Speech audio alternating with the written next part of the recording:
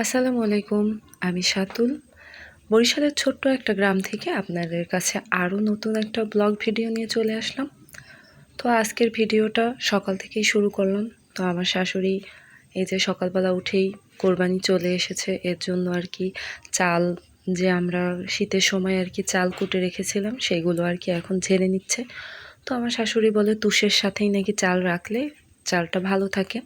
তো এখন আর কি ঝেড়ে তারপরে চালটা গুঁড়ি করে নেবে। কোরবানির সময় তো বরিশালের ঐতিহ্যবাহী রুটি পিঠাই খেতেই হবে, এটা তো মিস নেই। তো এই দেখেন, তারপরে আর কি আমরা নাস্তা করে নিচ্ছিলাম। তো এই যে খই। তো আজকের ভিডিওটা আপনারা আমার সাথেই থাকেন, তাহলেই দেখতে পারবেন আজকের ভিডিওতে আমি কি দেখাবো। তো বাঙালিদের ঐতিহ্যবাহী কিছু কিছু জিনিস আছে, সেগুলো এখন প্রায় উঠেই যাচ্ছে। গ্রাম বাংলায় কিছু কিছু জায়গায় এগুলো এখন দেখা যায়, খুবই কম বিলীন হয়ে যাচ্ছে এসব জিনিস। তো এই যে এটা হচ্ছে খই। তো এই যে খই আর কি আমরা আজকে ভাজবো, সেটাই আপনাদেরকে দেখাবো। তো এটা আর কি আগের পরের দিনের ভিডিও খই ভাজার, তো সেটাই আর কি আপনাদের সাথে শেয়ার করলাম প্রথমেই। তো এখন আমি আর কি খইয়ের ভিতরে হালকা পাতলা কিছু ধান থাকে সেগুলো আর কি বেছে নিচ্ছিলাম। তো আমার শাশুড়ির আর কি বাবার বাড়িতে খই ভাজবো, কারণ আমাদের বাহিরের চুলাটা তো এখন রান্না করি না।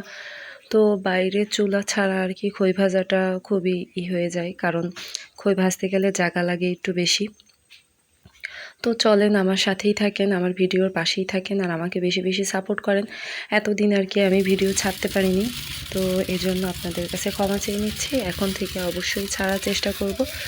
তো এই যে খই ভাজতে ছিল, তো এখানে আর কি অল্প কিছু বালু দিতে হয়, অল্প কিছু, একদম সামান্য বালু, আপনারা তো দেখতেই পাচ্ছেন। আর এই যে এক মুঠ করে এইভাবে খই দিবেন, আর এই যে এইভাবে আর কি নাড়াচাড়া করতে হবে, তাহলেই দেখবেন যে একদম খই কি সুন্দরভাবে ফুটে যায় খইগুলো।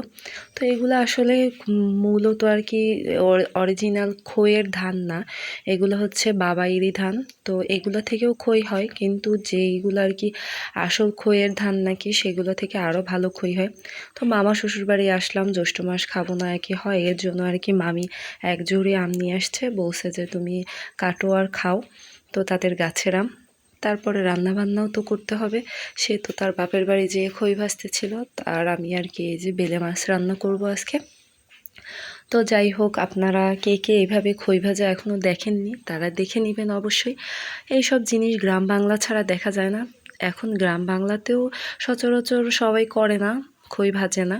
তো যাই হোক, আমরা তো ভাজি, কারণ আমাদের যে ধান আছে আমরা এটা রেখে দিয়েছিলাম, এটা রেখে দেওয়ার পরে এখন আর কি ভাজতেছিলাম। তো এখনই আর কি খই ভাজার সময়। তো আমাদের ঘরে তো সবাই খুবই খই পছন্দ করে, আমার ননদেরা, দেবরেরা, আমরা সবাই আর কি মোটামুটি খই পছন্দ করি। তো খই দিয়ে দুধ চাটা খেতে মজাই লাগে।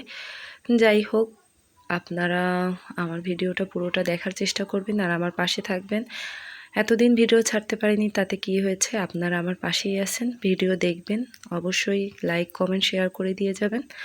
আর যারা এখনও সাবস্ক্রাইব করেননি অবশ্যই আমার চ্যানেলটাকে সাবস্ক্রাইব করে দিবেন, সাবস্ক্রাইব করে আমার পাশে থেকে যাবেন। তো এই যে লাস্টে আর কি ধনে পাতাগুলো দিয়ে দিচ্ছিলাম। আমার মাছ রান্নাটাও শেষ, আর আজকের ভিডিওটা বেশি বাড়াবো না, কারণ আমার শরীরটাও বেশি ভালো না, জ্বর জ্বর ভাব আসছে। তো যাই হোক, আল্লাহ হাফেজ।